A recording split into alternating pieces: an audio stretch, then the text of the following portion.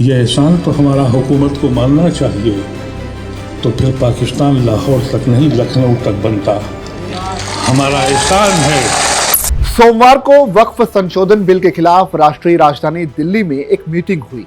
इस बैठक में राज्यसभा के पूर्व सांसद ने मोहम्मद अदीब नाम के सांसद ने एक ऐसा बयान दे दिया जिसके बाद राजनीतिक गलियारों में सियासी हंगामा ही शुरू हो गया।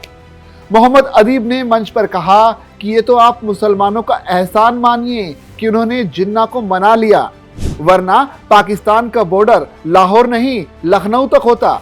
मैं आज जिंदगी के 80 साल के पड़ाव पर हूँ। करीब 50 साल मैंने सियासी गलियारों में गुजारे हैं, लेकिन आज हमें अपने ही इलाके में गुनहगार की तरह देखा जाता है। उन्होंने आगे कहा कि हमने अपनी जिंदगी के ऐसे लोगों को देखा जो कल तक हमारे साथ थे, आज वो अपनी सियासी जिंदगी बनाने के लिए हम ही को दगा दे गए और आज हमने वो लोग और देशद्रोही तक कहने लगे हैं। हमने देश को बचाने और भाईचारे को निभाने के लिए हर संभव काम किया, लेकिन हमें उसका ये इनाम मिल रहा है।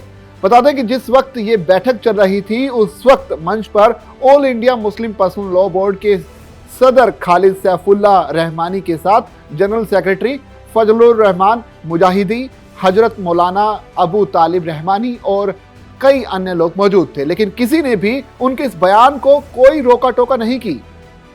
उन्होंने आगे कहा कि आज हम पर जुल्म किए जा रहे हैं, हमारे घरों पर बुलडोजर चलाए जा रहे हैं, आज हमारे पास अपना कुछ भी नहीं बचा। हम और हमारी इस जमात सबसे ज्यादा जो मुसीबत झेल रही है। गौरतलब है कि वक्फ संशोधन बिल पर अभी जेपीसी का विचार विमर्श चल रहा है। इस बिल को अभी सदन में लाया जाना बाकी है, लेकिन उससे पहले ही मुसलमानों में डर का माहौल बनाया जा रहा है। जो लोग पाकिस्तान चले गए उसका इल्ज़ाम हमें दिया गया। हम मानते हैं जो पाकिस्तान गए वो महाजिर हो गए, अपनी ज़िंदगियां बना ली, लेकिन हमने तो अपना खून बांटा था। हमने तो जिना को मना किया था, उनको ठुकराया था। हमने लियाकत अली खान को नहीं माना था। हमने नेहरू और गांधी और आज़ाद को माना था, अपने खून को बांटा था।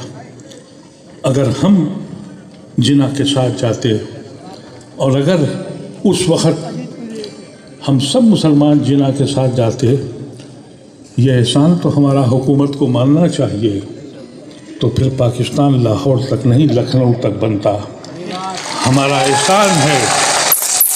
हमने पाकिस्तान को मुख्तसर कर दिया और हमें सज़ा देते हो तुम, हम पे जुल्म करते हो। अब तक जितने भी हमारे ऊपर हमले हुए हैं, सबसे बड़ा हमला आपकी औकाफ का है। हमको लिंच किया गया, हम पे फसाद हुए, हमारे घरों पे बुलडोज़र चले। हम इसलिए नहीं बोले कि मेरा घर तो महफूज है, क्योंकि हम अपनी ज़िंदगी के लिए जीते हैं। लेकिन आज हम पे हमारे पास अब कुछ भी नहीं बचा। आप लोग हमारी क़ुव्वत हैं। हमने सबसे ज़्यादा जो मुसीबत झेली है वो ये है कि अब हमारी हैसियत नहीं रह गई। हम कभी जानते थे, हम जब अलीगढ़ में पढ़ते थे तो उस वक्त सियासी जमातें कहती थी कि कहीं मियाँ नाराज़ ना हो जाए। 2014 में मोदी एक फार्मूला लेके आए कि हम बग़ैर मुसलमानों के हाकिम वक्त बनेंगे। वो बन गए। उनके बनने के बाद हर सियासी जमात ने ये फ़ैसला किया कि ये तो एक बोझा हैं, हमको अपना हिंदू वोट बचाना है। ये मुल्क इसलिए नहीं बटा था।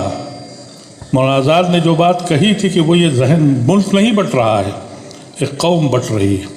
और वो कौम आज वो हालत है कि अगर किसी दलित के ऊपर कोई लिंच हो, बेंत मारे, तो हर पॉलिटिकल पार्टी वहाँ जाने को तैयार है। हमें घर में हमारे घुस के पूछें कि तुम खाते क्या हो और मार डालें, किसी की ज़बान पर आवाज़ नहीं आती।